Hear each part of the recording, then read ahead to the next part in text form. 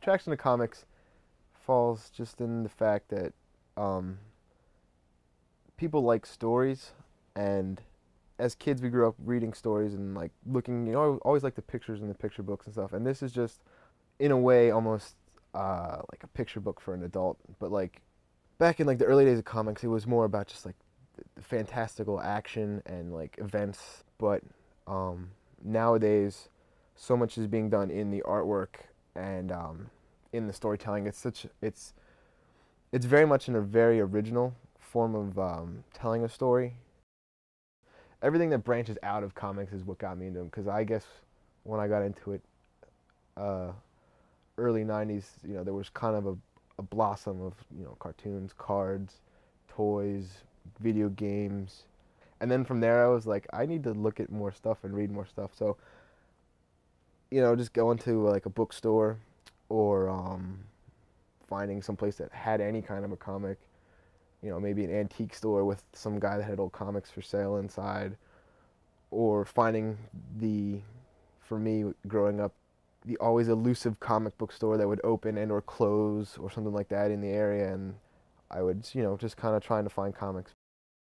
In the world of just like a monthly comic, yeah, Wolverine's probably one of my favorites. For a long time, I'm a kind of I guess a fanboy, if you want to call me that. Also, Batman, another staple of just comic fandom. Comic book called Goon. Goon is basically your rough and tumble 1920s, 1930s enforcer for a mafia gang. Even though the mafia gang doesn't exist, it's all kind of a front where he just kind of keeps the law in the town and punches zombies in the face and drinks at a bar with his friend Frankie. And Goon and Frankie just go around and punch stuff and shoot stuff, and there's hobos and there's zombies and there's a maniacal doctor made out of metal who is trying to take over the world, and they keep shutting him down. And then there's a anti-zombie guy where he's cursed to eat the flesh of zombies, whereas zombies eat the flesh of people.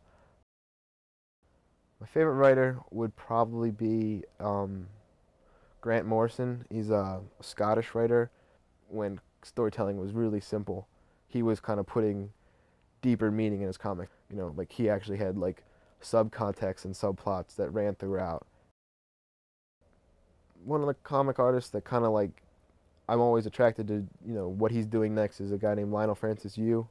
He's out of I think he's out of the Philippines, but he has a really scratchy, kind of dark, lots of lines, but supposedly he can draw really fast.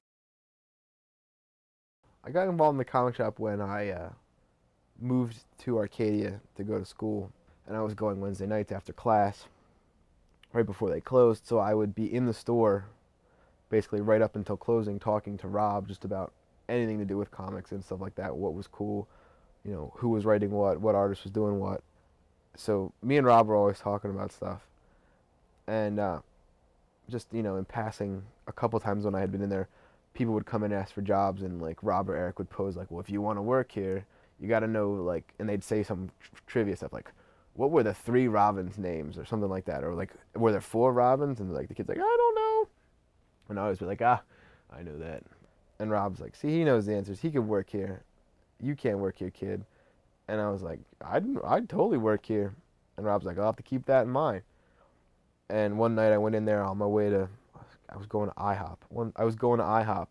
And I swung by the comic shop. And as I'm getting my books, Rob was like, you still want to work here? And I was like, yeah, I want to work here. Like, I wouldn't just say that. So I started working on Saturdays, going through these old collections, trying to find any kind of hidden gems.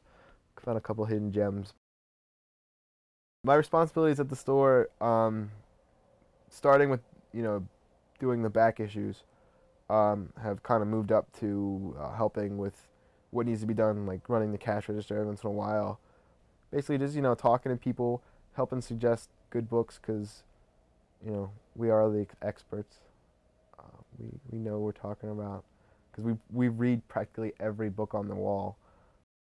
And with the advent of comic book movies and cartoons, it's bringing a wider audience into the store and into the world of comic books than would normally be getting in there.